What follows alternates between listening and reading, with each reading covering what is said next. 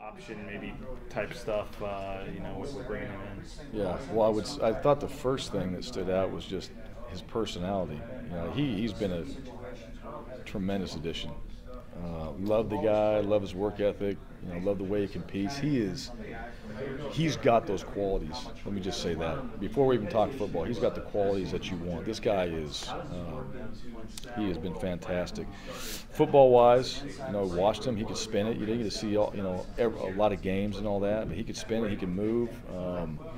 He was a captain, and those things really stood out to me. And here's a guy too that you love is, you've got a really good quarterback, and he wants to come here and compete, and wants to be a part of it, wants to win.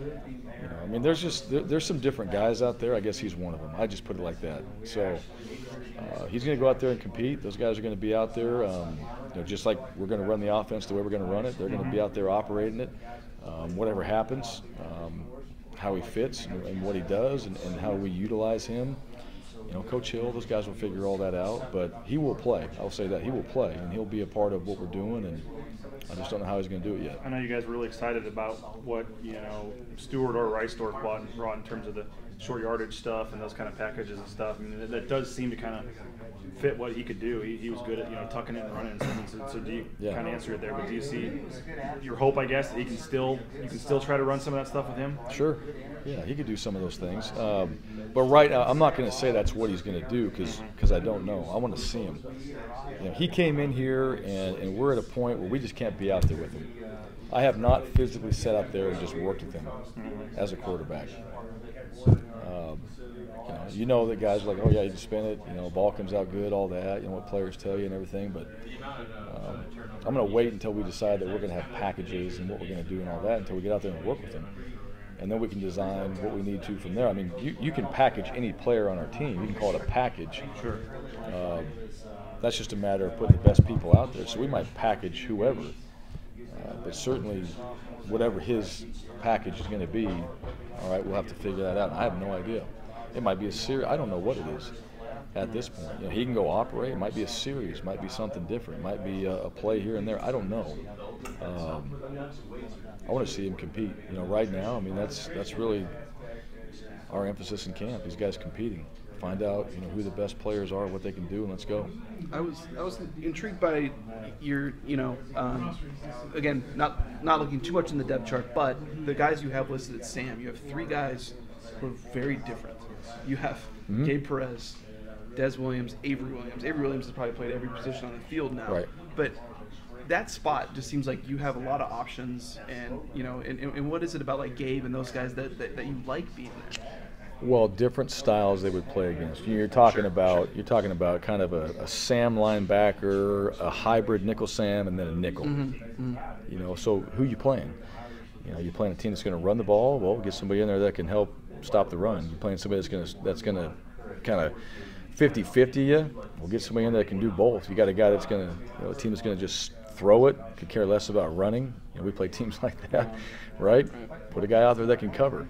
It's really, you do need to have options there. You're talking about edges. It's a position, but you're talking about edges and field edge. How are you going to control that? And there's just different ways. What do you need to control? Do you need to control it in the run game, or do you need to control it in the pass game, or both? And that's kind of how we've looked at it. Really, like that position to me, it's almost like our stud position. We have our weapon position on offense. Right. You can flip that over on the defensive side and say, well, your edges are kind of your weapon guys. Right. They're so different. Yeah. Gabe Perez. Why is he a weapon? Well, because he can be on the edge. He can be out in coverage enough. So to me, I started looking at it, and I'm like, well, hell, we got weapons on defense. We got a weapon position on defense. And now you have a different package. Where does Gabe go? Gabe goes to the boundary and becomes that stand-up guy and can rush the passer. Defenses are changing too. That's the one thing that you see. Defenses are changing, and there's packages that they have. They're not just out there in the 4-2-5 all the time, just lined up in quarters coverage. They're packaging themselves because they got to match up. With teams now and all the freaking things that we see, from an offensive standpoint, you got to be able to match up with all these different styles. So just think about the different styles of teams we play. Doesn't that make sense to have three different type of guys? And you see a lot of pro teams now. I mean, They're doing it, yeah. Wyoming and Yep. CSU and those. Yeah. So is the base more? I know you can do a lot of different stuff, but is the base more 3-4 then from the defense this year? I mean, Well, I wouldn't. It's still a 4 down. It's still a 4 down front. There's a 3 down. It's like we've done. You know, there's a 4 down base. There's a 3 down component to it. But then it might get flipped on its head. You know, it depends. aren't the studs doing more stuff with the linebackers now? Then, or are they going to be? Well, see, that's another part too. It's those guys are kind of your hybrid guys. Are they going to be with the linebackers for this particular technique, and they're going to be with the D-line for this one?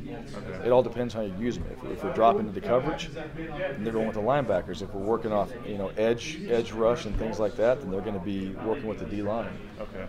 And that's what I'm saying. That's where it's changing on defense. You know, there is just like on offense. We have tight ends, we have Ys, and we have H's.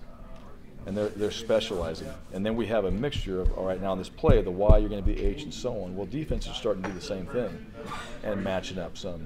And, from what I've seen, it's working. It's like anything else. At some point, you got to manufacture that on the defensive side, too. What's a tight end that also plays O-line then, like Crabtree? What's that? What's that?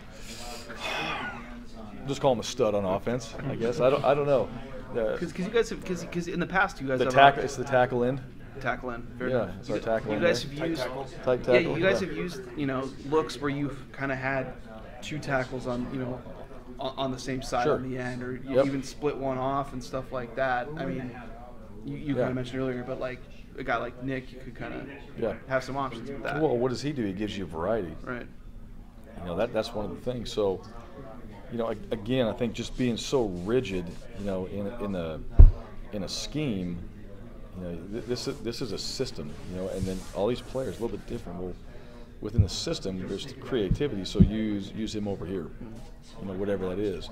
And also, too, try to give your guys a chance to maximize their opportunity to play. That's really what we're doing. If you don't fit there, you can't just make you fit. So if it doesn't quite work, then we're gonna move you to where we can utilize you and develop your skills in a different way. So Nick, working a little bit with the O-line, being physical. It's not that he's going to play O-line necessarily, but he's being physical. He's working the technique that the O-line's working, the footwork the O-line's working. Should make him a better blocker. And the thing about Nick too, now Nick he's big. He is big to where it's like, just go. Let's put that weight on you. The guys like that, he's already athletic because he's played tight end, but he's big where he can play O-line. Those are the guys that go on and play, and are successful. There's years.